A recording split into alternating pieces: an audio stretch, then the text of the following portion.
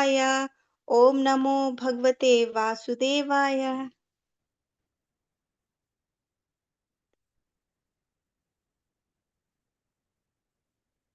मद एक बंधो मत संगी न मद गुरो मन महाधना। मन मन निशतार का मद भाग्य मद आनंद नमस्तुते। नारायणं नमस्कृत्य नरं चैव नरोत्तमं देवीं सरस्वतीं व्यासं ततो जयमुदीरयेत्। नष्टप्रायेषु अभद्रेषु नित्यं भागवत सेवया भगवती उत्तमश्लोके भक्तिर्भवति नैष्ठिकी। मूकं करोति वाचालं पङ्गुं लङ्घते गिरिं यत्कृपातमहं वन्दे परमानन्दमाधवम्। कृष्णाय वासुदेवाय देवकीनन्दनाय च नन्दगोपकुमाराय गोविन्दाय नमो नमः। नमः पङ्कजनाभाय नमः पङ्कजमालिने नमः पङ्कजनेत्राय नमस्ते पङ्कजाङ्घ्रिये। हरे कृष्णा कृष्णा कृष्णा हरे हरे हरे राम राम राम हरे हरे। हरे कृष्णा। थैंक यू रचना माता जी, बहुत बहुत धन्यवाद आपका। ऐसे ही बाकी सब भक्तों से भी अनुरोध है कि आप कोशिश कीजिए डेली पढ़ने का। हम डेली पढ़ते जा रहे हैं। सुन सुन के आपको लगता है, डर लगता है कि नहीं आता बोलना, लेकिन क्योंकि आप डेली सुन रहे हैं तो आप एक बार देख के ट्राई करेंगे तो आपकी झिझक खुल जाएगी। क्योंकि मंगलाचरण किसी भी आध्यात्मिक कार्य को प्रारंभ करने के लिए सबसे पहले मंगलाचरण करना आवश्यक है। तो इसीलिए हमें आना चाहिए, खुद से बोलना आना चाहिए। इसलिए हमारी ऐसा प्रयास है कि हम सब मंगलाचरण करा करें इस कक्षा में। तो आप सभी भक्तों का पुनः आज की श्रीमद् भागवतम की कक्षा में स्वागत है। जैसा मेरा अनुरोध था कल भी, हमारा उत्साह बढ़ता है अगर आप अपने कैमरा उसको चालू रखते हैं, ताकि हम आप सबसे चर्चा कर रहे हैं ऐसा हमें लगे। हम श्रीमद् भागवतम के तृतीय स्कंद में हैं और तृतीय स्कंद में दूसरे अध्याय का पाठ कर रहे हैं। दूसरे अध्याय में हमने देखा कि विदुर जी ने जो उद्धव जी से प्रश्न किए थे पहले अध्याय में, उन प्रश्नों के उत्तर हमें उद्धव जी देने प्रारंभ कर चुके हैं। और उन्होंने कल हमें बताया कि किस तरह से सबसे पहले उन्होंने ये बताया कि कृष्ण नामक सूर्य अस्त हो चुका है और सब जगह अंधकार छा गया है, शोक छा गया है। और फिर उन्होंने किस तरह से जो यदुवंशी हैं उनके दुर्भाग्य के बारे में बताया कि वो भगवान वहाँ थे फिर भी उनको नहीं पहचान पाए थे। इसी चर्चा को आगे करते हुए आज हम पढ़ेंगे 12वें श्लोक से कि अब वो भगवान की लीलाओं के बारे में स्मरण करने लगेंगे। तो हम उनको अब यहाँ से पढ़ेंगे आगे। तो जो भक्त पढ़ना चाहते हैं हैंड रेज करें। बिमला माता जी आप स्टार्ट कीजिएगा।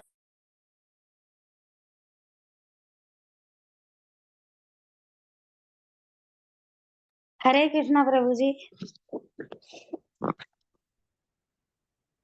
प्रभु जी आवाज आ रही है? यस माता जी, आ रही है। यन्मत्ते लीलोपथिकं सयोग माया बलम दर्शयता गृहीतम विषयमापन सरसय च सौभ्य कृते परम पदम भूषण भूषणागम।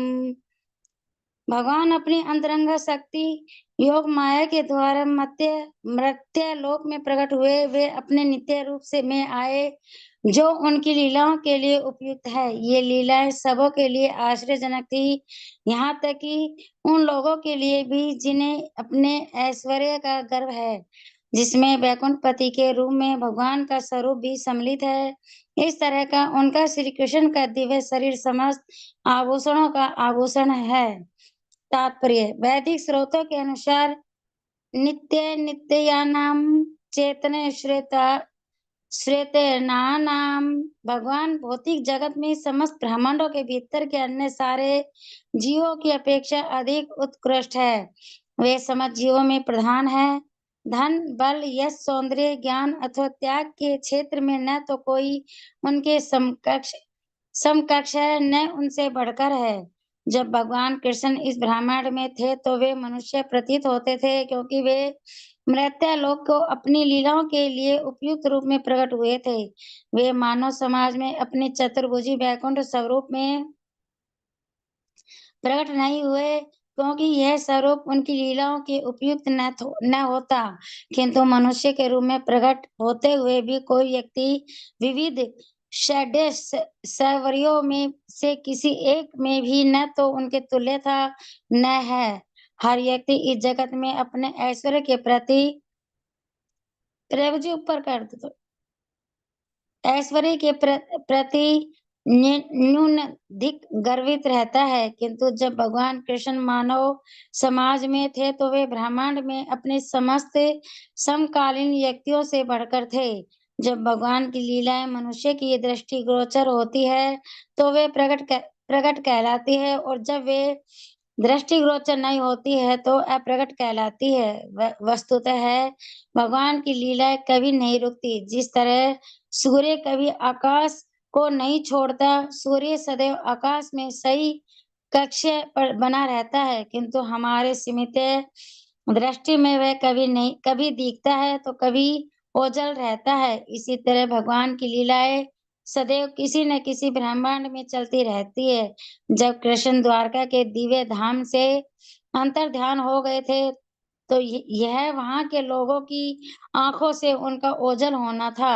इससे यह भ्रम नहीं होना चाहिए कि उनका दिव्य शरीर जो मर्त्य लोक की लीलाओं के लिए उपयुक्त था, वैकुंठ लोक में उनके विभिन्न अंशों से किसी तरह निकृष्ट था। भौतिक जगत में प्रकट होने वाला उनका शरीर इस बात में सर्वोत्कृष्ट है कि मर्त्य लोक में उनकी लीलाएं वैकुंठ लोक में प्रदर्शित उनकी कृपा से बढ़कर है।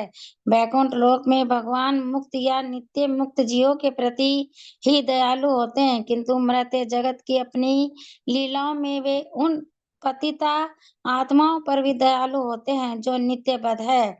मर्त्य लोक में अपनी अंतरंगा शक्ति या योग माया के द्वारा प्रदर्शित षड ऐश्वर्य वैकुंठ लोक तक में दुर्लभ है। उनकी समस्त लीलाएं किसी भौतिक शक्ति द्वारा नहीं, अप्रति आध्यात्मिक शक्ति द्वारा प्रदर्शित की गई थी।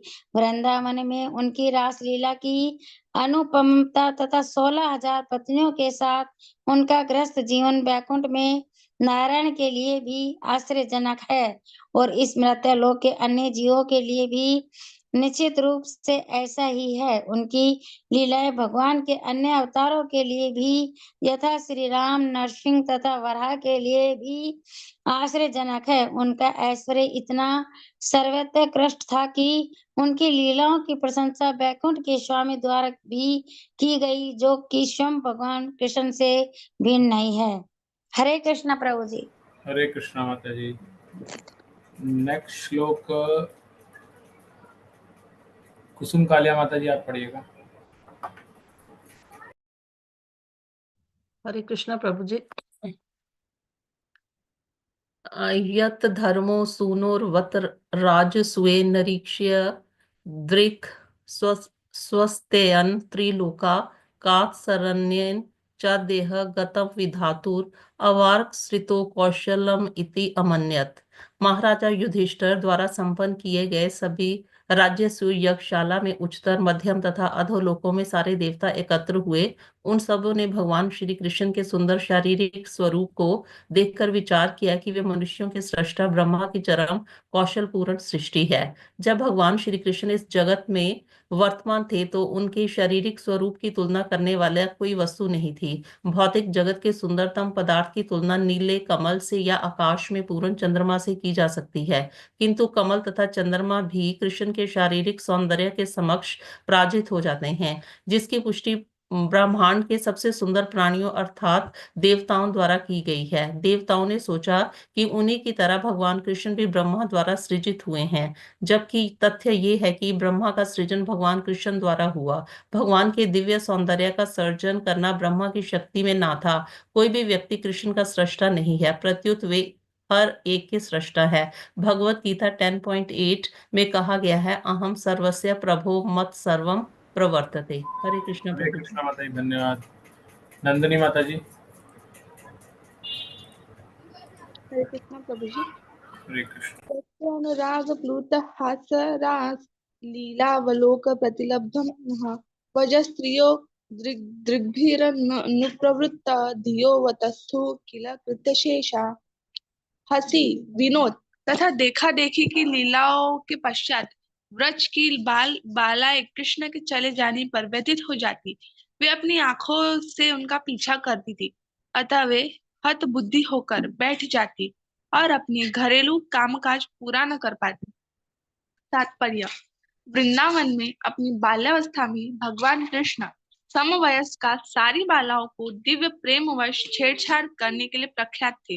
उनके प्रति कृष्ण का प्रेम इतना प्रगाढ़ था कि उस आनंद की कोई तुलना नहीं है, और व्रज बालाएं उन पर इतनी अनुरक्त थी कि ब्रह्मा तथा शिव जैसे महान देवताओं के भी स्नेह से बढ़कर उनका स्नेह था।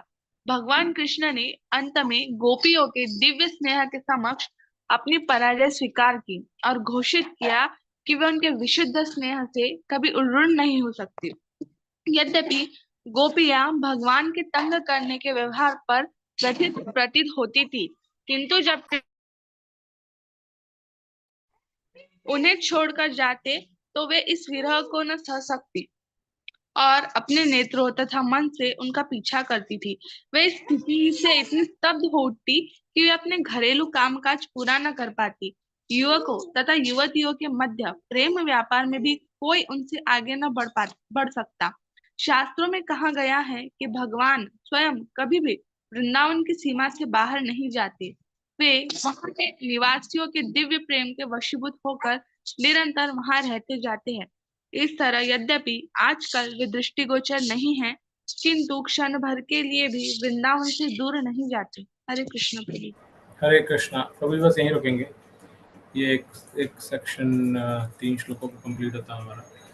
तो हमने यहाँ इन तीनों श्लोकों में देखा कि किस तरह से उद्धव जी जो भगवान की लीलाओं को याद कर रहे हैं, वो सबसे पहले बताते हैं कि भगवान अपनी अंतरंगा शक्ति योग माया के द्वारा इस मृत्य लोक में, इस भूलोक में प्रकट होते हैं। और ऐसा क्यों? जो भगवान वैसे तो चतुर्भुजी हैं, नारायण के रूप में, विष्णु के रूप में। वैकुंठ के अंदर या गोलोक के अंदर भगवान द्विभुजी हैं। तो भगवान जब यहाँ आते तो मृत्युलोक में उसी रूप में आते, क्योंकि वो अपनी लीलाओं को प्रस्तुत करने के लिए उपयुक्त है वो स्थान। और भगवान की लीलाएं इतनी आश्चर्यजनक हैं, जैसे हम जानते हैं कि ब्रह्मा जी चकित हो गए उनकी लीलाओं से। तो यहाँ पे भागवत ये बोलती है कि ब्रह्मा जी नहीं, उनका ऐश्वर्य इतना है कि वैकुंठपति यानी कि नारायण भी स्वयं कृष्ण की लीलाओं से क्या होते हैं, अचंभित हो जाते हैं, आश्चर्यजनक हो जाते हैं कि ऐसे कैसे लीलाएं। और इसीलिए भगवान कृष्ण का दिव्य शरीर जो है समस्त आभूषणों का आभूषण कहा गया है। इस 12वें श्लोक का जो शब्द है ना, परम पदम भूषण भूषणांगम। परम पदम का अर्थ क्या है? परम गंतव्य कौन है? भगवान। भूषणम भूषणांगम का मतलब जो भूषण आपके आभूषण है, उनका भी आभूषण है भगवान स्वयं। भगवान का जो स्वरूप है वो, तो हम कहते हैं हमारे ऊपर ये चीज सुंदर लग रही है, लेकिन उनकी सुंदरता, हर चीज की सुंदरता भगवान से ही शुरू होती है, इसलिए तो भूषण भूषणांगम कहा गया है। प्रभुपाद जी ने समझाते हैं इसके अंदर कि भगवान इस जगत, भगवान का जो षड ऐश्वर्य है, जिसकी वजह से भगवान नाम पड़ा है, तो वो षड ऐश्वर्य क्या है? वो कोई भी व्यक्ति इस जगत के अंदर जो है वो उसके तुल्य नहीं है। किसी षड में से किसी एक ऐश्वर्य की भी तुलना इस जगत के किसी भी जीव की भगवान से नहीं की जा सकती। तो पहले तो ये बताते हैं, फिर वापस से जो हमने कल पढ़ा था वो वापस से वही आता है कि प्रभुपाद जी कहते हैं कि भगवान जब हमारी दृष्टि में लीला रहती है, हमें दिखती है भगवान की लीलाएं, तो इसका अर्थ क्या है? भगवान प्रकट है। जब हमारी दृष्टि से ओझल हो जाते हैं, दृष्टि गोचर में नहीं रहती है लीला, तब कहा जाता है अप्रकट। तो अप्रकट होने का अर्थ ये नहीं कि वो मर गए। जैसे सूर्य की वापस से उपमा दी गई है, सूर्य परमानेंट रहता है, कभी जाता नहीं है, लेकिन कभी हमारी दृष्टि में रहता है तो हम कहते हैं आ गया सामने, और कभी दृष्टि से ओझल हो जाता है। लेकिन सूर्य उस समय कहीं ना कहीं होता है। कल हमने यही पढ़ा था कि किसी ना किसी लोक में भगवान अपनी दिव्य लीलाएं प्रस्तुत करते रहते हैं। हमें भ्रम नहीं होना चाहिए कि उनका शरीर जो मृत्यु लोक की लीलाओं के लिए था, वो एक भिन्न शरीर है जो वैकुंठ में भगवान का शरीर है उससे। ये दोनों सेम है, और इसीलिए बताया जाता है कि भगवान का रूप, गुण, लीला ये सब दिव्य है, इवन स्वरूप भी तो सब दिव्य हैं। हम सबका क्या है, नाशवान है, लेकिन भगवान का नाशवान नहीं है। तो ये बताया गया, और ये बताया गया कि भगवान वैकुंठ में तो जो नित्य मुक्त आत्माएं उन पर दया दिखाती हैं, लेकिन हम पर, जो हम जैसे नित्य बद्ध जो है जीव, उन हम जैसे पतित आत्माओं पर दया दिखाने के लिए भगवान इस मृत्यु लोक में लीलाएं करने आते हैं विशेष तौर पर।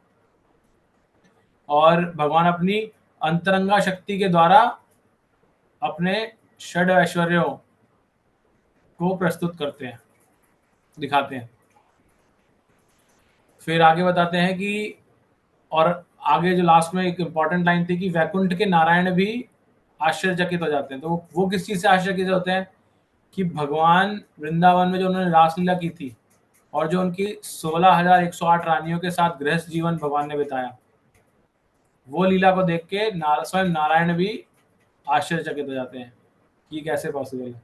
तो अगेन बताया गया कि कैसे कृष्ण भगवान की, अगेन ये एक तरह की ये दिखाया कि कृष्ण नारायण से भी ऊपर है। ये भागवत का ये श्लोक ये दर्शा रहा है। और अगेन इस पे भी कथाएं हैं जहाँ से पता चलता है कि कैसे कृष्ण नारायण जो है वो खुद भगवान के दर्शन चाहते हैं करना। फिर हमने देखा कि आगे उद्धव जी बताते हैं कि जब राजसूय यज्ञ किया था युधिष्ठिर जी ने, तो उस राजसूय यज्ञ के अंदर जो सभी देवी देवता आए थे, पधारे थे वहां पर, वो भगवान की सुंदरता को देख के ये बोलते हैं कि ये तो ब्रह्मा जी की सबसे बेस्ट कौशलता है, ये इतने सुंदर भगवान का रूप दिया है, इससे बेस्ट तो हो ही नहीं सकता, ब्रह्मा जी की सबसे उत्कृष्ट कला है ये। तो प्रभुपाद जी बताते हैं कि साधारणतः भौतिक जगत में सबसे सुंदर चीज बताई जाती है नीला कमल या आकाश में पूर्ण चंद्रमा, और ये दोनों ही भगवान के सामने फीके थे, और इसीलिए देवी देवताओं, और इसकी पुष्टि देवी देवताओं ने की थी, जो इस पूरे ब्रह्मांड में ऐसा माना जाता है कि सुंदर हैं, हम सब नॉर्मल साधारण जीवों से ज्यादा सुंदर हैं। वो ये बोल रहे हैं कि ये तो सबसे उत्कृष्ट है, तो इसका मतलब भगवान वाकई में बहुत सुंदर थे। लेकिन उनके बोलने में एक गड़बड़ थी। क्या थी? देवी देवता को पता था कि हमारे पिता कौन है, ब्रह्मा है, तो जैसे ब्रह्मा ने हमें बनाया है, ऐसे ही ब्रह्मा ने कृष्ण को भी बनाया है। तो अगेन जो पिछले श्लोक में हमने पढ़ा था कि भगवान की लीला इतनी गुही है कि कोई पहचान नहीं पाता उनको, तो यहाँ हम देख रहे हैं देवी देवता भी नहीं पहचान पा रहे उनको, तो देवी देवता ऐसा स्टेटमेंट दे रहे हैं। तो ये क्यों हो रहा है? तो वो सोचते हैं कि जैसे हम सृजित हैं ब्रह्मा के द्वारा, ऐसे कृष्ण भी सृजित हुए हैं, जबकि हम पिछले स्कंद में पढ़ चुके हैं कि ब्रह्मा जी स्वयं कहते हैं कि मेरे तो खुद परम पिता कौन है, स्वयं कृष्ण है, उन्होंने मुझे प्रकट किया है। और भगवान स्वयं भगवत गीता में बोलते हैं अहम सर्वस्व प्रभो मत्ता सर्वम प्रवर्तते, मैं हूँ।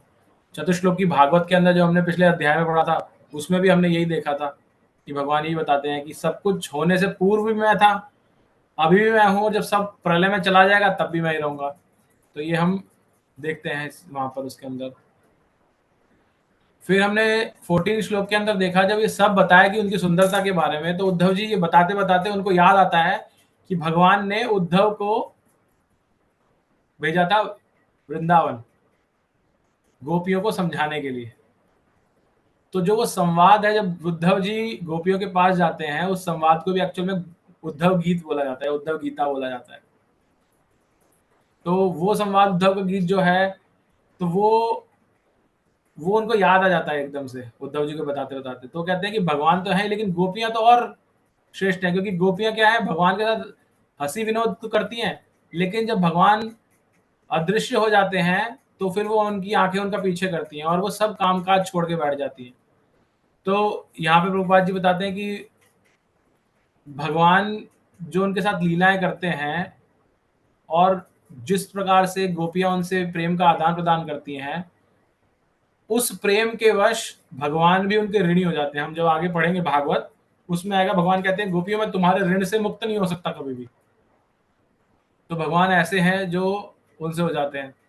और ये यहाँ तक बताया गया है कि गोपियों के विरह जो है, विरह में गोपियां अपने नेत्र और मन को भगवान के पीछे पीछे लगा के रखती हैं, जब भगवान एक्सटर्नली गोपियां दिखाती है कि भगवान उनको तंग कर रहे हैं, लेकिन इंटरनली वो भगवान से बहुत उन लीलाओं से प्रेम का आदान प्रदान करती हैं। तो फिर क्योंकि गोपियों का ऐसा दिव्य भाव है, इसलिए शास्त्र ये बताते हैं कि भगवान कभी भी वृंदावन को छोड़ के नहीं जाते।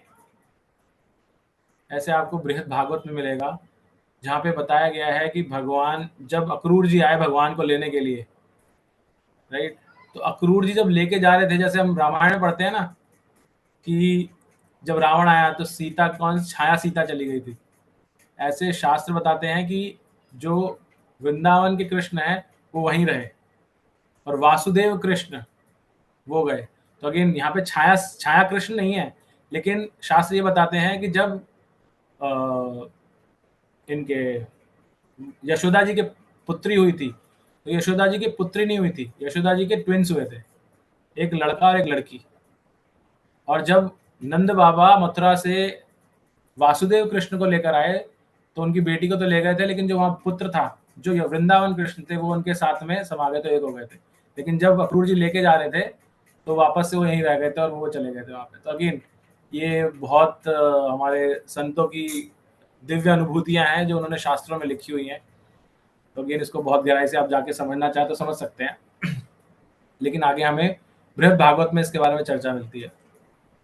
तो जब मैंने पहली बार सुना था तो मेरे लिए एक नई ज्ञान की बात थी, मैं पहली बार सुना था ऐसा, तो इसलिए अभी यहाँ पे आपके साथ शेयर किया। तो अंत में प्रभुपाद जी बताते हैं कि आजकल के समय में बेशक भगवान हमें दिखता है कि भगवान दृष्टिगोचर नहीं है, लेकिन भगवान क्षण भर के लिए भी वृंदावन से दूर नहीं जाते।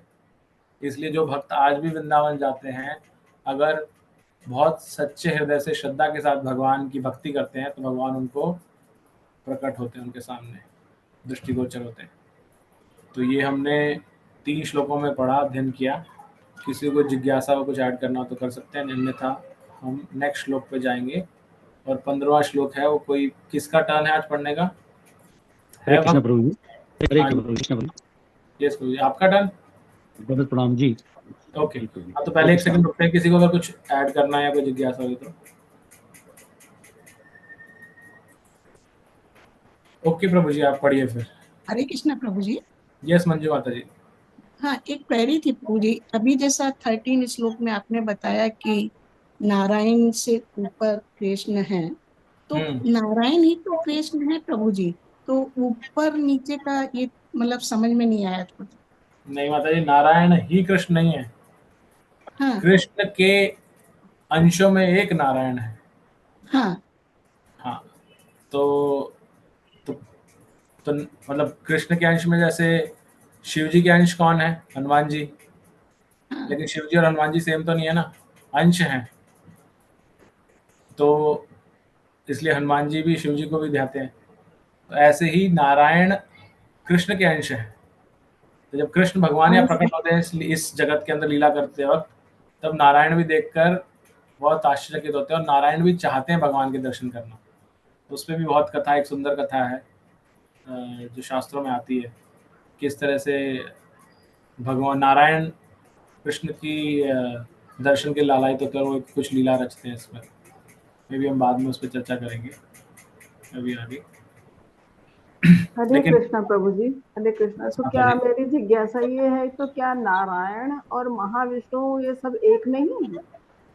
माता जी सब एक है, लेकिन ये सब भगवान कृष्ण के अंश हैं, वहां से प्रकट हुए हैं। तो कृष्ण भगवान से सबसे पहले संकर्षण निकलते हैं जी, और उसके बाद फिर जैसे आपको याद होगा इंदुलेखा माता जी ने क्लास ली थी, इसमें समझाया था चतुर्व्यू 4 भगवान कृष्ण का एक्सपेंशन होता है 4 उसमें जी, संकर्षण, प्रद्युम्न और सब के अंदर फिर दोबारा से होता है। और उसके बाद फिर अपना महाविष्णु आते हैं, फिर उसके बाद में गर्भोदक्षय विष्णु आते हैं। तो नारायण कौन है? गर्भोदक्षय विष्णु, राइट। तो ऐसे आते हैं और फिर उसके बाद और एक्सपेंशन होता जाता है, लेकिन ये सब कृष्ण से है। इसलिए कृष्ण को उद्गम स्तोत्र बताया जाता है, सर्व कारण कारणम, सभी कारणों के कारण है। जी, थैंक यू। हरे कृष्ण प्रभु। हरे कृष्ण। सर्व कारण कारण है, मतलब कृष्ण ही है एक देवता, सारे रूपों में आप मान सकते हैं ऐसा? कृष्ण ही परम भगवान है, जी देवताओं को उन्होंने नियुक्त किया है। जी हाँ, हरे कृष्ण। यस, हरे कृष्णा।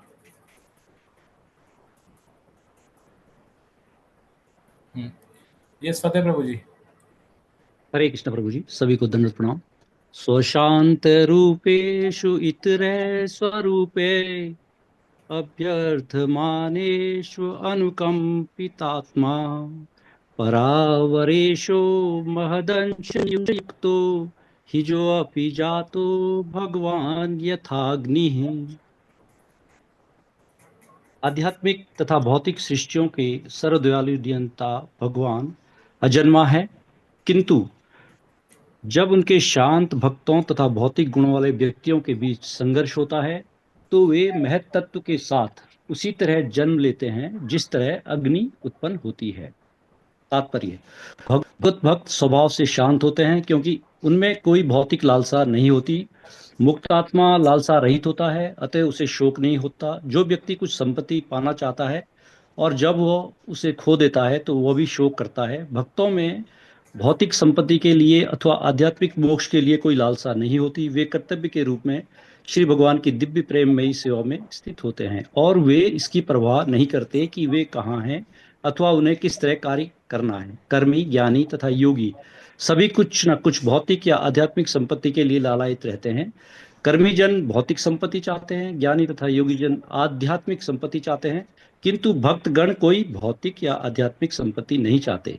वे भौतिक अथवा आध्यात्मिक जगत में कहीं भी श्री भगवान की इच्छा अनुसार केवल उनकी सेवा करना चाहते हैं और श्री भगवान ऐसे भक्तों के प्रति सदैव ही विशेष रूप से दयालु रहते हैं। कर्मियों, ज्ञानियों तथा योगियों की प्रकृति के गुणों में विशेष प्रवृत्तियां होती है, अतएव वे इतर या अभक्त कहलाते हैं। ये इतरजन जिनमें योगी भी सम्मिलित है, कभी कभी भगवत भक्तों कभी कभी ये इतरजन जिसमें योगी भी सम्मिलित है, कभी कभी भगवत भक्तों को सताते हैं। महान योगी दुर्वासा मुनि ने महाराज अम्बरीश को इसलिए सताया कि वे श्री भगवान के महान भक्त थे, और महान कर्मी तथा ज्ञानी हिरण्यकशिपु ने अपने ही वैष्णव पुत्र प्रहलाद महाराज को सताया। इन इतरों द्वारा शांत भगवत भक्तों को सताए जाने के ऐसे अनेक उदाहरण हैं। जब ऐसा टकराव होता है तब श्री भगवान अपने शुद्ध भक्तों के प्रति महान कृपावश महत तत्व को नियंत्रित करने वाले अपने पूर्ण विस्तारों के साथ स्वयं साकार रूप में प्रकट होते हैं।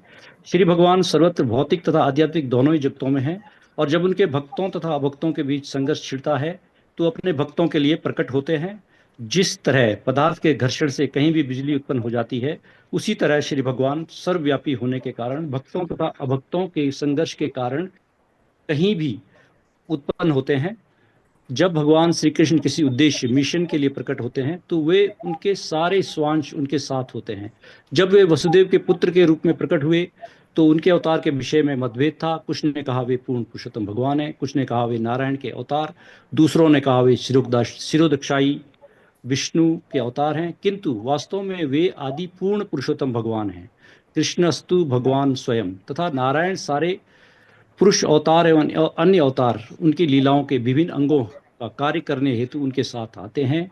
महद अंश युक्त यह संकेत देता है कि उनके साथ पुरुष रहते हैं जो महद तत्व की सृष्टि करते हैं। इसकी पुष्टि इस वैदिक स्तुति महानतम विभु मानम से होती है। जब कंस तथा वसुदेव एवं उग्रसेन के बीच टकराव हुआ तो भगवान श्री कृष्ण बिजली की तरह प्रकट हो गए। वसुदेव तथा उग्रसेन श्री भगवान के भक्त थे और कंस जो कर्मियों तथा ज्ञानियों का प्रतिनिधि था, अभक्त था। भगवान श्री कृष्ण अपने यथार्थ रूप में सूर्य के समान हैं। वे सर्वप्रथम देवकी के गर्भ रूपी सागर से उदित हुए। धीरे धीरे उन्होंने मथुरा के निकटवर्ती स्थानों के निवासियों को तुष्ट किया।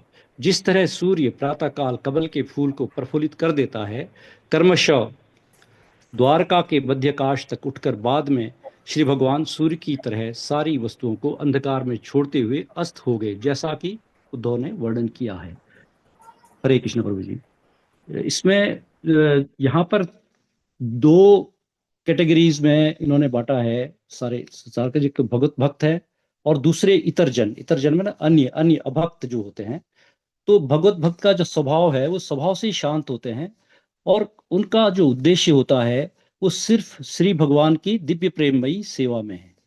उन्हें इसके अलावा और कुछ नहीं चाहिए। भगवान ऐसे भक्तों के प्रति हमेशा विशेष रूप से दयालु रहते हैं। और दूसरे हैं अभक्त, जिन्हें इतर जन बोला है यहाँ पर। इनको इनकी 3 श्रेणियां बताई है और ये हमेशा इनका स्वभाव अशांत होता है। जैसे कोई एक भक्त और अभक्त है तो प्रभु की सब सारी कंट्रोलर वही हैं। अब जैसे किसी पिता के 2 लड़के हैं, एक शांत रहता है और दूसरा अशांत, तो पिता को इंटरफेरेंस करना पड़ता है उसको अशांत की वो उदंड है तो उसको ठीक करने के लिए। ऐसे ही प्रभु भी कंट्रोल करते हैं। तो यहाँ अभक्तों में जो 3 श्रेणियां हैं वो है, जैसे कर्मीजन, ये भौतिक संपत्ति चाहते हैं, उनकी कोई लालसा रहती है। जैसे ज्ञानी और योगी जन है, वो योगी कोई सिद्ध योगी बनना चाहता है, कोई आध्यात्मिक संपत्ति चाहते हैं।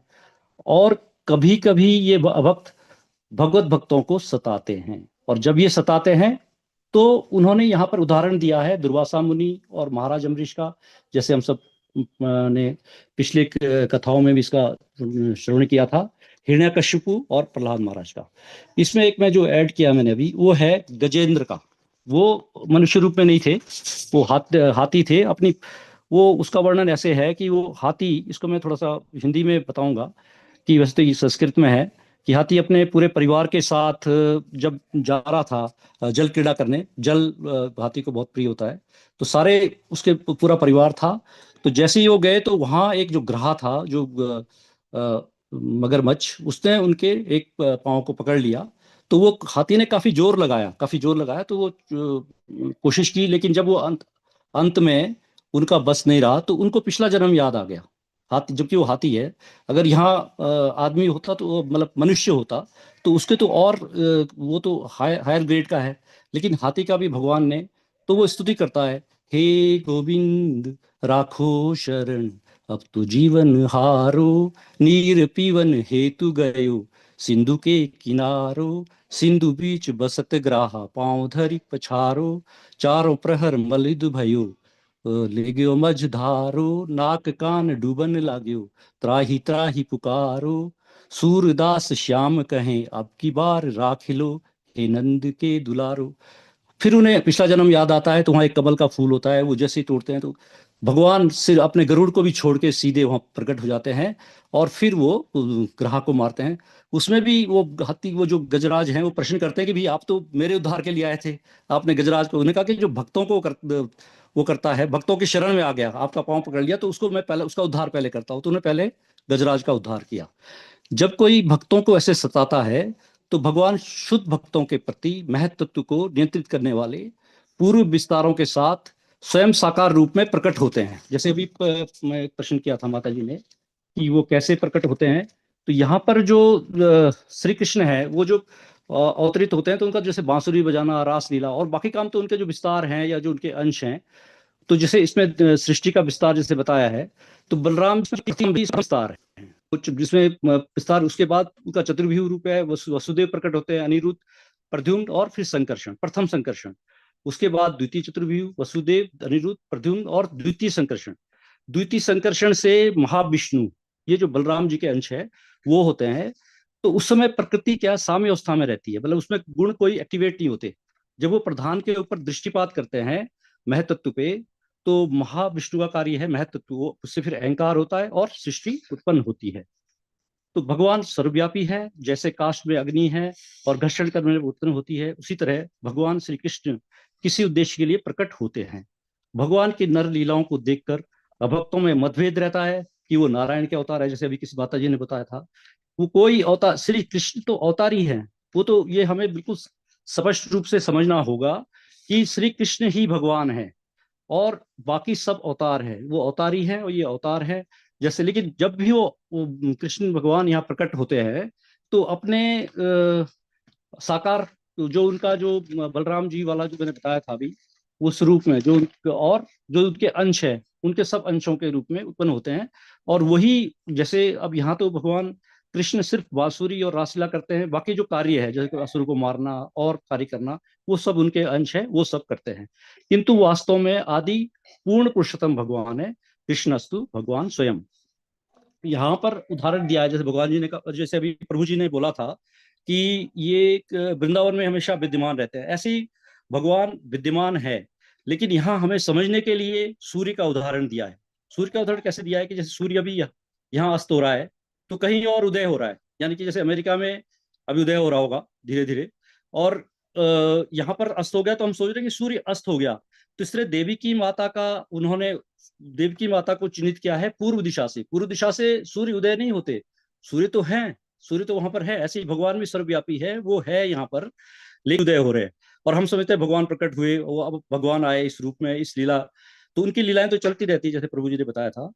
तो वो भगवान यहाँ पर है, लेकिन हमें तभी उसका आभास होता है जब वो किसी अभक्त को मार, मतलब जो अभक्त उन्हें सताता है भक्तों को, तब वो प्रकट होते हैं, उनकी दया, वो द्रवित हो जाते हैं तो उनके चित्त तब वो प्रकट होते हैं। जैसे अग्नि काष्ठ में है, लेकिन वो काष्ठ में अग्नि तभी जलेगी जब हम उसको घर्षण करके जलाते हैं। इस तरह ही जैसे सूर्य उदय होते हैं पूर्व से, तो उसको यहाँ पर देवकी माता को पूर्व दिशा चिन्हित किया है, उनके गर्भ से उत्पन्न होते हैं, फिर वो मथुरा और ब्रज में तो है ही, फिर वो आकर के द्वारका में आकर के वहां के लोगों को तुष्ट करके क्योंकि प्रभास क्षेत्र वो पश्चिम में, फिर वो अस्त हो जाते हैं। तो हमें लगता है कि सूर्य अस्त हो गए, लेकिन भगवान तो सर्वव्यापी है। और यहाँ माँ देवकी को जैसे चिन्हित किया गया उसी तरह से गर्भ से प्रकट हुए, इसी तरह वो लीलाओं में कई बार अलग अलग गर्भ चुनते हैं, और इसी तरह से। हरे कृष्णा प्रभु जी, हरे कृष्ण, धन्यवाद।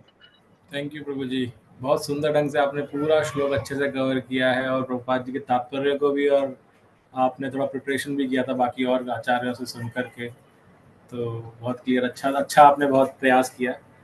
तो धन्यवाद प्रभु जी, ये तो मैं समझ रहा हूं और सुंदर ढंग से करते रहे ऐसे ही, और अच्छा भगवान की कथाओं को प्रचार करें। ये तो प्रभु जी आपका सत्संग है ना, बिन सत्संग विवेक ना होई। हरे कृष्णा प्रभु जी, सभी लोग धन्यवाद धन्यवाद प्रभु जी। इसमें अभी मेरा बाकी सब भक्तों से, क्योंकि इसमें बहुत अच्छा विषय आया था कि भगवान प्रकट होते हैं जब अभक्त और भक्तों के बीच में संघर्ष होता है। प्रभु जी ने कुछ एग्जाम्पल्स लिए, जैसे गजेंद्र का एग्जाम्पल लिया जो कि 8वें स्कंद में हम आगे पढ़ेंगे। प्रभुपाद जी ने एग्जाम्पल दिए थे, 2 एग्जाम्पल। प्रभुपाद जी ने एक्चुअल में 3 एग्जाम्पल दिए हैं इसमें। तो मेरा आप सब भक्तों से, अगर आप हैंड रेज करके बताना चाहें कौन कौन से 3 एग्जाम्पल यहाँ पे प्रभुपाद जी ने तात्पर्य में दिए हैं भक्त और अभक्त के संघर्ष का, और जब भगवान प्रकट होते हैं, कोई बताना चाहेगा? 3 में से आप एक भी बता सकते हैं, आप एक बताइए, फिर कोई और दूसरा बताएगा। जो बताना चाहे हैंड रेज कर सकते हैं वो। श्वेतदीप माता जी, एक बताइएगा आप। प्रहलाद महाराज, हिरण्यकशिपु और प्रहलाद महाराज को मिल गया। थैंक यू माता जी, thank you. Next Ashok Tiwari Prabhu जी। हरे कृष्णा प्रभु जी। यस, आप किरण तिवारी माता जी बोल रहे हैं क्या? जी प्रभु जी। अच्छा, आपके फोन नंबर शायद आपने प्रभु जी के फोन से लॉगिन किया है। जी भैया का भी है लगा हुआ, मेरा आज नहीं आ रहा था, नेटवर्क प्रॉब्लम है रात में। अच्छा, हाँ बोलिए माता जी। रामावतार भी तो प्रभु जी वही हुआ ना, कंस को मारने के लिए। जो यहाँ तात्पर्य में है वो बताना है। अच्छा, प्रश्न और नहीं किया। तात्पर्य में जो हमने पढ़ा उसमें 3 एग्जाम्पल दिए थे, एक बता दिया माता जी ने, सॉरी प्रहलाद महाराज हिरण्यकशिपु का बता दिया उन्होंने। ध्रुव के केस में नहीं, वो इतना सटीक नहीं है। थैंक यू माता जी। नेक्स्ट भावना जोशी माता जी, आप बताइए। प्रभु जी मैं बताऊं? माता जी आप हैंड रेज रखिए। यस भावना माता जी। दुर्वासा मुनि और महाराज Ambarish. Yes correct, thank you माता जी। तो वो एक संघर्ष होता है अम्बरीश महाराज और दुर्वासा मुनि के बीच में। तो भगवान स्वयं प्रकट, अर्थात भगवान अपने चक्र को भेजते हैं, सुदर्शन को भेजते हैं। यस मंजू माता जी, आप बताइए तीसरा कौन सा था? आप म्यूट है माता जी, अनम्यूट कीजिएगा। हरे कृष्णा प्रभु जी, दंडवत प्रणाम। ये इसी तात्पर्य में ही है, लास्ट पैराग्राफ में 15 श्लोक नंबर में, कंस और वसुदेव का। करेक्ट, आप इसी से लेते ना प्रभु जी? हाँ बिल्कुल बिल्कुल, ये आपने सही बताया। तो तीनों आप लोगों ने कवर कर लिए। अब मुझे, हम मिलकर के प्रयास करते हैं कि एटलीस्ट 5 एग्जाम्पल और लाएं शास्त्रों में से, जहां पर भक्त और भक्त के बीच में संघर्ष होने पे भगवान अवतरित हुए हैं, इस श्लोक को और फोर्टिफाई करने के लिए। तो मैं अभी जिनके हैंड रेज उनको डाउन कर रहा हूँ, कि हो सकता है आपके पास ना हो उत्तर, तो आप दोबारा रेज कर सकते हैं अगर आपके पास है तो। शास्त्रों से आपको बताना। रचना तिवारी माता जी। हरे कृष्णा प्रभु जी, दंडवत प्रणाम। प्रभु जी, जब समुद्र मंथन हुआ था और असुर देवता में संघर्ष हो रहा था, तो भगवान मोहिनी अवतार के रूप में आए थे। वेरी नाइस, करेक्ट, बिल्कुल सही है। एक और अच्छा उत्तर है, एक हो गया। अभी हमें 4 और चाहिए। और कौन बताना चाहेगा? अधिकांश से भगवान की लीलाओं में मिलेगा आपको, याद कीजिए सब कथाएं। और कौन बताना चाहेगा? कोई हैंड रेज नहीं कर रहा हो? सब कथाएं पूर्ण हो गई, सब भगवान की। तो हमने 2-4 ही कथाएं की हैं। यस मंजू माता जी। प्रभु जी प्रहलाद का? प्रहलाद तो हो गया ना माता जी, प्रहलाद और हिरण्यकशिपु तो हो गया। धन्यवाद। ध्रुव नेक्स्ट का प्रभु जी? विनीता माता जी। हाँ, वामन अवतार लिया था। वामन अवतार किन किन के बीच में संघर्ष हुआ था? संघर्ष प्रभु जी शायद मुझे प्रश्न समझ में नहीं आया। अच्छा, तो मैं दोबारा से बताता हूँ। ये जो श्लोक हमने पढ़ा, इस श्लोक में का मीनिंग है कि भगवान जब उनके भक्त जो शांत हैं, शांत भक्तों और भौतिक गुण वाले अभक्तों के बीच में जब संघर्ष होता है, तब भगवान प्रकट होते हैं। तो हमने कुछ एग्जाम्पल लिए, जैसे कि भक्त थे प्रहलाद महाराज और उनके अभक्त पिता थे हिरण्यकशिपु। जब उनके बीच में संघर्ष हुआ तो नरसिंह देव प्रकट हुए। इस तरह से अम्बरीश महाराज जो भक्त थे और दुर्वासा मुनि अभक्त थे। अभक्त को यहाँ क्या बताया गया है? जो भी कर्मी है, ज्ञानी है और योगी है, ये तीनों भक्त नहीं है। यहाँ पे शुद्ध भक्त की बात हो रही है। मतलब जो शुद्ध भक्त क्या होता है? जो स्वयं हमें शिष्टाष्टकम में चैतन्य महाप्रभु ने बताया, न जन्म न धनम न सुंदरिम न कविताम जगदीश काम है। तो बताते हैं कि मुझे कुछ नहीं चाहिए, मुझे सिर्फ आपकी प्रसन्नता चाहिए। तो वो शुद्ध भक्त होता है। जैसे प्रहलाद महाराज ने कभी नहीं कहा कि मुझे ये कर्म मिल जाए, मैं धनी बन जाऊं, या मुझे ज्ञान मिल जाए सारा, या मैं योग सिद्धियां मिल जाए। उन्होंने सिर्फ कहा कि मैं भगवान नारायण को प्रसन्न करना चाहता हूँ, भगवान कृष्ण को प्रसन्न करना चाहता हूँ। उनकी यही इच्छा थी। तो ऐसे भक्त और एक अभक्त की कैटेगरी कौन सी है? जो कर्मी है, जो कर्म करके चाहता है स्वर्ग लोक मिल जाए मुझे, मैं स्वर्ग पे आधिपत्य कर लूं। या फिर जो ज्ञानी है, जो चाहता है मैं ज्ञान इतना अर्जित कर लूं कि मैं बाद में ब्रह्म ज्योति में विलीन हो जाऊं। या फिर योगी है, जो योग सिद्धियां इकट्ठी करना चाहता है, अपने आप को विशाल से विशाल बना लूं, पानी पे चल जाऊं, ऐसी सिद्धियां प्राप्त करना चाहता है। तो वो उन सबको अभक्त की कैटेगरी में रखा गया है। अभक्त यहाँ पर आप ऐसे जो शुद्ध भक्त नहीं है। तो ऐसे लोगों के बीच में जब संघर्ष होता है, भगवान तब प्रकट होते हैं। तो ऐसी कुछ लीलाएं हमने यहाँ बात की। कंस और वसुदेव की हुई, तो भगवान कृष्ण प्रकट हुए आए उस समय। तो ऐसे हमें लीलाएं की चर्चा करनी है, आपको एग्जाम्पल बताने इन 3 के अलावा। एक वामन देव आ चुके हैं ऑलरेडी। तो वामन देव की कथा के अंदर बलि महाराज उस समय भक्त का रोल प्ले कर रहे थे, लेकिन बाद में भक्त बन गए उसका तो लीला के अंदर ही, राइट। तो रोल प्ले कर रहे थे और देवता जो भक्त थे भगवान के, राइट। तो नेक्स्ट नंदनी माता जी। प्रभु जी वराह अवतार हिरण्याक्ष और पृथ्वी माता के बीच जो संघर्ष हुआ था उसके लिए वराह अवतार लिए थे भगवान जी। वेरी नाइस, थैंक यू माता जी, बहुत सुंदर है, सही है। प्रभु का भी हम ले सकते हैं क्या? जब वो बताइए, लेकिन आप मत बताइए, अभी रुकिए, औरों को मौका दीजिए। हरे कृष्ण। हरे कृष्णा। ठीक है, नेक्स्ट ललित मोहन गुप्ता प्रभु जी। प्रभु जी आप म्यूट हैं। हरे कृष्णा ललित मोहन गुप्ता प्रभु जी, अगर आप बोल रहे हैं तो आपकी आवाज़ नहीं आ रही है, आपको अनम्यूट करना पड़ेगा। चलिए आप बाद में बोलिएगा। नेक्स्ट और कौन है? जयप्रकाश प्रभु जी।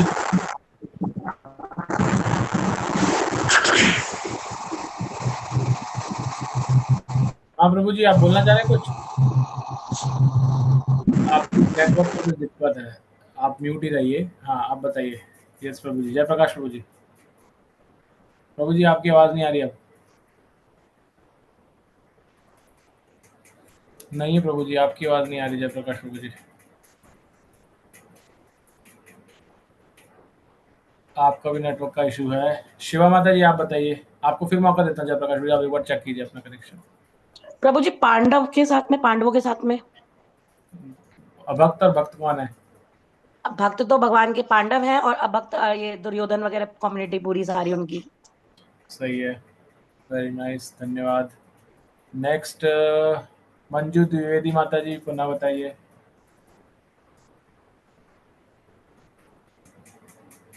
हरे कृष्णा प्रभु जी, मैं जो बताने वाली थी वो हो गया। हो गया, चलिए ठीक है, बलि और सुग्रीव का, ठीक है, बाली और सुग्रीव का। ओके। बाली और सुग्रीव कहाँ हुआ लेकिन? अच्छा, ठीक है, तो चलिए, बाली और धन्यवाद। सुग्रीव नहीं, आपने उसमें वो वामन अवतार में बलि का वो डाल दिया ना, तो मुझे लगा वो कंसीडर हो गया। अरे तो ऐसे फिर कैसे? बाली और बलि अलग है और बाली अलग है माता जी। अच्छा दो अलग अलग कथाएं, आप मिक्स मत कीजिए उनको। चलिए, ओके धन्यवाद। नेक्स्ट जयप्रकाश प्रभु जी, आप बताइए अभी क्या बोल रहे थे आप? प्रभु जी आपकी आवाज नहीं आ रही, आपका नेटवर्क का कुछ इशू हुआ है, आपका कनेक्शन कुछ गड़बड़ है, आवाज नहीं आ रही आपकी। विनीता माता जी। प्रभु जी पहले का ही हो इंट्रेस्ट हो रहा है। अच्छा, आपका भी हो गया? वैसे गज अवतार जो वो हाँ, गजेंद्र का गज बता को दिया, हाँ बता दिया फतेह प्रभु जी ने, गज- थैंक यू। नेक्स्ट भावना जोशी माता जी, प्रभु जी बुद्ध अवतार। उसमें बताइए भक्त और भक्त कौन है? प्रभु जी उतना याद नहीं है, लेकिन उसमें भगवान ने सत्य और अहिंसा का मतलब फेवर किया था, वो उसके बारे में बताया था। वो स्टोरी बहुत याद नहीं, लेकिन इतना अवतार याद है।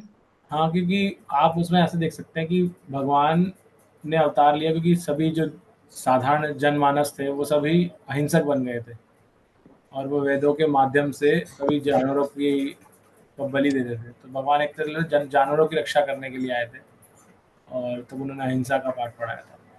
चलिए, धन्यवाद। नेक्स्ट कुसुमलता माता जी। प्रभु जी मेरा लोअर हैंड है, तरत आप पूछते नहीं मुझे। लोअर नहीं है माता जी, आपका अपर हैंड है, आपको बोला जाएगा। इधर लोअर हैंड है। अरे लोअर आपने रेज कर रखा है इसलिए लोअर दिखा रहा है, अपर है आपका, खड़ा हुआ हैंड रेज्ड है आपका, डोंट वरी, मुझे दिख रहा है आपको। हरे कृष्णा। यस कुसुमलता माता जी। प्रभु जी द्रौपदी की लाज बचाने के लिए वो वस्त्र अवतार में आए थे। Correct, very nice, thank you.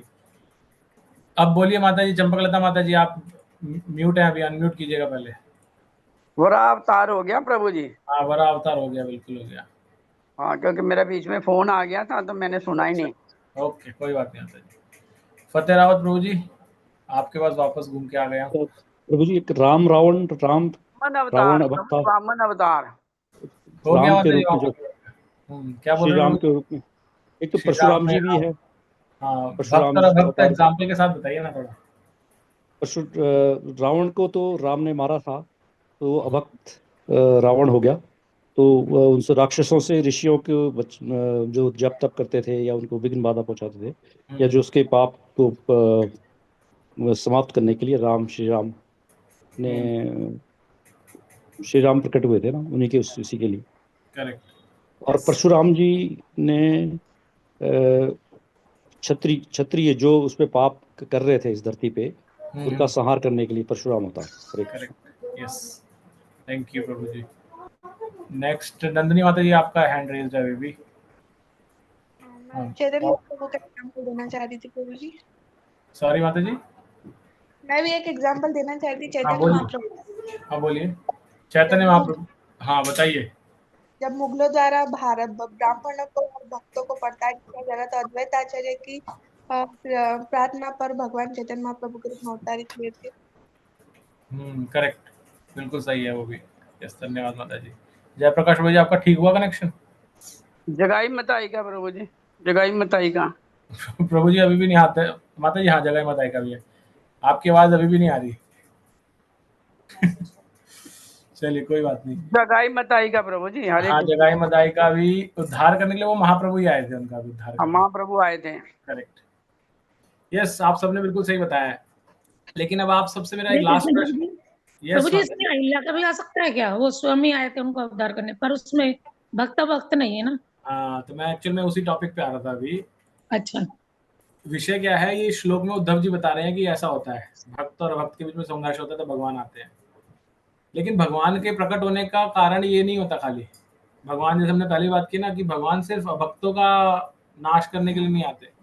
भगवान विशेष तौर पर भक्तों को अट्रैक्ट करने के लिए आते हैं उन कथाओं के अंदर या उन लीलाओं के अंदर, भक्तों को प्रेमवश अपनी ओर अट्रैक्ट करने के लिए और ज्यादा। तो जैसे अभी राम भगवान का हमने एग्जाम्पल लिया, मैं आज एक लेक्चर सुन रहा था सुबह, उसमें बताया कि रावण को भगवान राम रावण को मारने के लिए नहीं आए थे, ऐसा हम बोलते हैं अधिकांशतः, वो उनका प्राइमरी पर्पस नहीं था। क्यों नहीं था? क्योंकि रावण को मारने के लिए उस समय में 3 लोग थे जो मार सकते थे रावण को, और उनकी कथाएं भी उसमें बताई गई थी। एक तो बताया था बाली का, कि बाली ने उनको 6 महीने अपनी काख में रखा था रावण को, तो चाहते तो वो उससे मरवा सकते थे। मतलब भगवान तो सबके हृदय में है ना, एज ए परमात्मा, उसको प्रेरणा देते और मार देते, लेकिन भगवान ने उसको प्रेरणा नहीं दी ऐसी, बल्कि वो मित्रता का हाथ बढ़ाया तो मित्र बनवा लिया उसको। फिर उन्होंने दूसरा बताया एग्जाम्पल परशुराम। परशुराम थे एक्चुअल में सतयुग में अवतार हुआ था उनका, लेकिन वो त्रेता युग तक रहे थे, तो परशुराम भी इतने शक्तिशाली थे कि वो वध कर सकते थे, तो उनसे भी नहीं, भगवान ने उनको प्रेरणा नहीं दी। तीसरा जो मेरे लिए एक नया नाम था, वो था सहस्त्र अर्जुन। पता नहीं आप में से कितनों को पता है, मैंने आज पहली बार सुना थी उसकी कथा। सहस्त्र अर्जुन मैंने सुना हुआ, पढ़ा भी है सहस्त्र। मैंने पढ़ा नहीं है, मैंने सुना था आज कथा में, उन्होंने बताया सहस्त्र अर्जुन और सुना भी है। ठीक है, तो सहस्त्र अर्जुन के सहस्त्र हाथ थे। तो एक बार रावण कहीं पर, मतलब सहस्त्र अर्जुन अपना स्नान कर रहे थे किसी सरोवर में और अपनी रानियों के साथ में, तो उन्होंने पानी रोक दिया था। तो रावण ने देखा वो यज्ञ कर रहा था शिव जी को प्रसन्न करने के लिए, तो उसने देखा पानी रोक दिया, तो वो अटैक करने आता है सहस्त्र अर्जुन पे कि मैं इसको भी हराता हूँ। तो वो अपने कुछ हाथ से तो उन्होंने पानी को ब्लॉक कर रखा था, और एक हाथ कुछ हाथों से अपनी पत्नियों के साथ खेल रहा था पानी के अंदर, और एक हाथ से उसने रावण को डिफीट कर दिया, हरा दिया एक हाथ से। तो अगेन वो बताते हैं कि वो सहस्त्र अर्जुन में भी इतनी शक्ति थी कि अगर वो एक हाथ से हरा सकता था तो वो मार भी सकता था। तो तीनों थे, लेकिन फिर भी भगवान ने उन तीनों के द्वारा नहीं मारा, क्योंकि तो भगवान को प्रकट होना था अपने भक्तों के लिए, क्योंकि इतने सिमिलरली भगवान आने के बाद उनको जो वनवास हुआ वो भी कैकेयी की वजह से नहीं था। भगवान चाहते थे कि उनके भक्त जो इतने समय से ऋषि मुनि अलग अलग वनों में उनका इंतजार कर रहे हैं, उनके पास जाएं और उनके साथ लीला में आदान प्रदान करें। तो इन तीनों को भी उस कथा में बताया गया, इन तीनों में भी कुछ ना कुछ कमी थी, इसलिए भगवान ने इनको भी प्रेरणा नहीं दी पूर्णतः रावण का वध करने के लिए। ऑब्वियसली जैसे हम जानते हैं बाली के अंदर क्या बोलते हैं इसको, मद और क्या बोलते हैं, पराई स्त्री का संग करने की इच्छा थी, और परशुराम जी में क्रोध बहुत था, और सहस्त्र अर्जुन में लोभी था वो। तो ऐसे इसमें कुछ ना कुछ एक क्या बोलते हैं, हमारे षड ऐश्वर्य जिनको बताया जाता है ना, ऐसे कुछ ना कुछ कमियां थी। तो इस वजह से भगवान ने उनको आगे कुछ भी और प्रेरणा नहीं दी। उसका शक्ति बहुत थी लेकिन प्रेरणा नहीं दी। बट हमारे कॉन्टेक्स्ट में जो हम बात कर रहे हैं उस कॉन्टेक्स्ट में क्या है कि भगवान स्वयं, भगवान को आना था अपने भक्तों को के साथ आदान प्रदान करके उनको अट्रैक्ट करने के लिए, इसलिए भगवान स्वयं भी आए। यस शिवा माता जी, आप कुछ ऐड करना चाह रहे हैं? प्रभु जी, ये उद्धव प्रभु कुछ सहस्त्र अर्जुन के बारे में बताएंगे। यस उद्धव प्रभु बताइए। बताओ। अभी मुझे बता रहा था ये कि वो सहस्त्र अर्जुन ने किसको मारा था? परशुराम जी के पापा को मारा था। किसको? और फिर परशुराम के पता नहीं पता, परशुराम जी के पापा को। अच्छा, सहस्त्र अर्जुन ने मारा था। और फिर परशुराम जी ने क्या किया? उनका उस सहस्त्र का भी वध कर दिया, सहस्त्र अर्जुन का वध कर दिया फिर उन्होंने। ओके। तो इसमें डीमन कौन हुआ? सहस्त्र अर्जुन। और उन भक्त कौन हुआ? उनके पापा। उनके पापा, लेकिन वो मर गए थे। इन्होंने स्टोरी की थी क्लास में ना, तो बता रहे हैं। वेरी नाइस, थैंक यू बेटा। यस, तो इसके साथ ही हम आज की कक्षा को विराम देते हैं। कल हरे कृष्णा। हरे कृष्णा प्रभु। हरे कृष्णा। यस शपथ माता जी। प्रभु जी, भगवान का इनको तो वर मिला हुआ था ना भगवान से कि हिरण्यकशिपु को, हिरण्य और कंस को, यदि तुम तीन ये सनातन आदियों ने दिया था, तो भगवान को ने वर दिया था कि जय विजय को या तो 3 जन्म तुम मेरे साथ युद्ध करो, या 7 जन्म लेकर धरती पे रहो, 3 जन्मों में तुम मेरे ही हाथों से मरोगे। इसलिए किसी और से ये मर नहीं सकते थे। करेक्ट। तो बहुत सारे कारण हैं जो मिलकर के भगवान की लीलाओं का पार्ट बनते हैं, ऐसे पार्ट बनते हैं। तो सही बोल रहे हैं आप। हाँ, तो इसलिए भगवान ने उनका वध किया। धन्यवाद प्रभु। धन्यवाद माता जी। यस सुभाष प्रभु जी। हाँ प्रभु जी, एक राधा गोविंद महाराज एक छोटी सी उनका छोटा लेक्चर था, तो उसमें बता रहे थे कि एक बार ऐसे जो लक्ष्मी जी हैं उनके पैर दबा रही थी, तो उनके हाथों को देख लिया। तो हाथों को देख लिया तो उनके मन में ऐसा विचार आया कि ये जो मेरे पति बोलो या जो भी बोले, जो उनके लिए पूजनीय है, उनके हाथ जो है कमल से भी सॉफ्ट है। तो यदि मेरे ऊपर में कोई विपत्ति आई तो क्या ये व्यक्ति मेरा कोई प्रोटेक्ट कर सकता है मेरे को?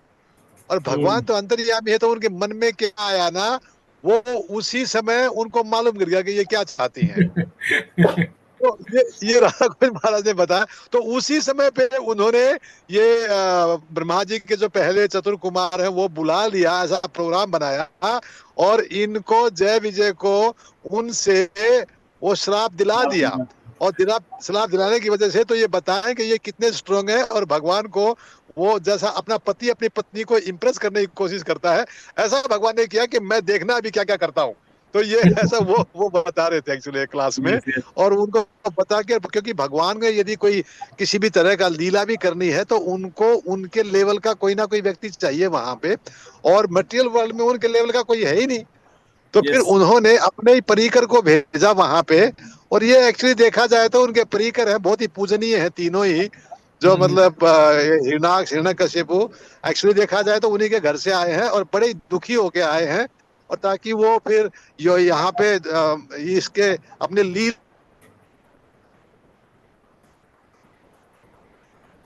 हरे कृष्णा लीला कर रहे हैं। बेसिक आइडिया वही है, और हमें किस तरह का जीवन किस तरीके से जीना चाहिए।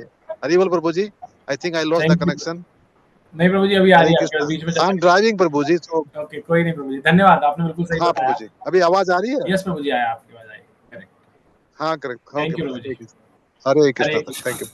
ओके सभी भक्तों, जस्ट आज की कक्षा पूर्ण करने से पहले एक बहुत इम्पोर्टेंट चीज़ बतानी थी कि एक तो हमने जो अभी थोड़े दिन पहले बताया था कॉलिंग सेवा प्रारंभ करने के लिए, ताकि हम जो हमारी एक कक्षा है इसको मैक्सिमाइज कर सकें और जो भक्त हैं आ सकते हैं और इस कक्षा के अंदर उनको जोड़ा जा सके। तो मैं सुखदेव गोस्वामी प्रभु यानी कि सुभाष कश्यप प्रभु जी को बहुत धन्यवाद देना चाहूँगा। उन्होंने पिछले कुछ दिनों में मेरे साथ जुड़ करके एक बहुत अच्छा स्ट्रक्चर डिज़ाइन किया है, और कॉलिंग सेवा के लिए उन्होंने किस तरह से हमें बात करके क्या भक्तों को बोलना है इन्वाइट करने के लिए, ताकि जो भी भक्त सेवा में संगलित होना चाहें, हमारे साथ जुड़ना चाहें, उनके लिए कुछ डिफ़िकल्ट ना हो। उनको बस नंबर दिए जाएंगे, आपको एक बता दिया जाएगा क्या बात करनी है आपको स्ट्रक्चर्ड फॉर्मेट में, और वो उसमें पॉइंटर्स रहेंगे, आप अपनी तरीके से उनको बात करके, और जो हमारी ऑनलाइन क्लाउड के ऊपर एक्सेल फाइल है उसके अंदर आपको अपना स्टेटस अपडेट कर देना, और वो भी आपको लिखना नहीं है कुछ, उसमें भी ड्रॉप डाउन है, आपको ऑप्शन चूज करनी है उसमें से कि क्या जिनसे आपने बात की उनका आगे भक्ति में उनको कैसे बढ़ाया जा सकता है, क्या स्टेटस है। तो ये है। तो हम मैं आज ग्रुप पे इसके बाद में एक पोल डालूंगा, तो जो भक्त भी कॉलिंग सेवा में सहयोग करना चाहते हैं कृपया उस पोल में यस कर दीजिएगा, ताकि आपको हम एक अलग ग्रुप फॉर्म करके आपको उसमें आगे की प्रक्रिया बता सकें। तो अगेन पुनः सुखदेव गोस्वामी प्रभु का बहुत बहुत धन्यवाद, आभार। आपकी वजह से हम थोड़ा सा स्ट्रक्चर्ड हो सके, ऑर्गेनाइज हो सके। मैं काफ़ी समय से चाह रहा था करना, लेकिन प्रभु जी ने आगे बढ़ कर के अपना जो कौशल है, भगवान के दी हुई स्किल है, उसको यूज़ करके हमें थोड़ा सा स्ट्रक्चर किया। धन्यवाद प्रभु जी। हाँ प्रभु जी, एक बात बोलना चाहता हूँ यहाँ पे। यस प्रभु जी। ये जो कॉलिंग की जो सेवा है ना, ये इससे आसान चीज दुनिया में कोई भी नहीं है। ये जब एक बार ये कोई ऐसा एक बार इच्छा अपनी करिए कि हाँ हमें ये कुछ लोगों से बात करनी है, क्योंकि इस्कॉन पूरा ही जीव के ऊपर में ही कार्य करता है।